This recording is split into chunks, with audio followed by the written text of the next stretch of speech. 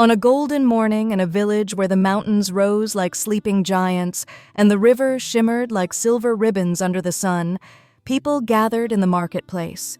They traded figs and dates, bartered for cloth and spices, and shared the news of the day. But hidden among the chatter was a story that would echo through generations. The tale of a girl so clever that even a sultan would bow to her wisdom. Long ago, in this village, there lived a poor farmer and his only daughter. Though they had little, their home was filled with laughter, and the girl's bright eyes sparkled with wit. She saw the world differently, finding solutions where others saw problems, weaving wisdom into her words as easily as her mother once wove thread. The villagers often shook their heads in wonder. "She is cleverer than all of us put together," they whispered. One year, the farmer's oxen grew thin, and the land refused to yield crops. Struggling with hunger, he took what little grain he had left and walked to the palace gates. Bowing low, he begged the Sultan for help. The Sultan, curious, listened to the man's troubles, but when the farmer stumbled over his words, the Sultan frowned. "You speak poorly. I cannot make sense of your plea." The farmer, desperate, blurted out, "My daughter speaks better than I. She could explain what I mean." The Sultan's eyes narrowed with interest. "Bring her here, then. Let us see if your daughter is as clever as you claim." When the farmer returned home, his daughter's brows knit in thought. "The Sultan wishes to test me? Then so be it. Tomorrow I shall go to his palace, but I will go neither on foot nor on horseback, neither dressed nor undressed, neither hungry nor full, and neither alone nor with company." Her father stared, puzzled. "How will you do that?" The clever girl only smiled. "Wait and see." The next morning, the villagers watched in awe as the girl set out. She wrapped herself in a fisherman's net, not truly clothed, yet not naked.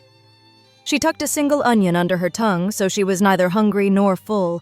She placed one foot on a goat's back and hopped the other along the road, so she came neither walking nor riding, and in her hand she carried a rooster, so she was not alone, but not in company either. When she entered the palace, the Sultan's court gasped. The Sultan himself laughed aloud, his eyes shining with amusement. "You are indeed clever," he said. "But cleverness can be a dangerous thing. Let us see how far your wit truly goes." He tested her with riddles. "What is the heaviest thing in the world, yet lighter than a feather?" "Truth," she answered without hesitation. "It can weigh on a man's heart heavier than stone, yet when spoken it frees like air." "What is the fastest thing in the world?" the Sultan pressed. "Thought," she replied, her eyes steady.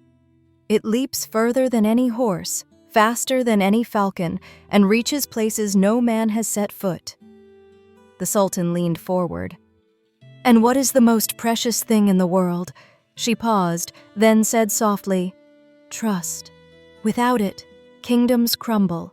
With it, even the poorest family is rich." The court murmured, struck by her wisdom. The Sultan's lips curled into a smile. "Very well. You are as clever as the tales say, but cleverness must be rewarded carefully. From now on you shall live in my palace, not as a servant, but as my advisor." The villagers rejoiced. A poor farmer's daughter raised to such honor, yet the girl accepted with humility, knowing that wit was not a crown to wear proudly, but a gift to be used wisely. But the tale does not end here. One day the Sultan, curious to test her once more, gave her a challenge. "Return to your father's home for a time, but before you leave, you may take with you the one thing you love most in this palace. Choose carefully." The court whispered. Would she take gold, jewels, silks finer than spider webs? That evening, the girl brought the Sultan a cup of sherbet, spiced and sweet. He drank, unsuspecting. Soon his eyes grew heavy, and he drifted into sleep. With the help of her father, the girl lifted him gently, carried him in a cart, and took him home to their cottage. When the Sultan awoke, he stared in astonishment at the simple room, the clay walls, the wooden beams. "What have you done?" he demanded. The girl bowed respectfully.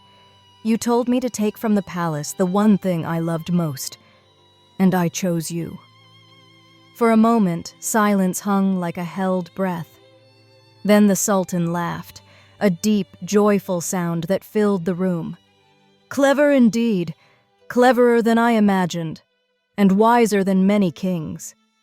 From that day on, he honored not only her wit, but her heart. The Sultan kept her as his closest counsel, and her wisdom guided the land with fairness and justice. And so, the story of the clever girl reminds us that true wisdom is not tricks or riddles alone, but knowing what matters most: truth, trust, and love. Cleverness without kindness is empty, but wit guided by heart can change the course of kingdoms. And that, dear friends, is the tale of the clever girl. If you enjoyed this magical journey, don't forget to like, comment, and subscribe for more enchanting folk tales. And remember to press the bell icon so you never miss a story. Tell me, if you were given the chance to take one thing you loved most, what would you choose?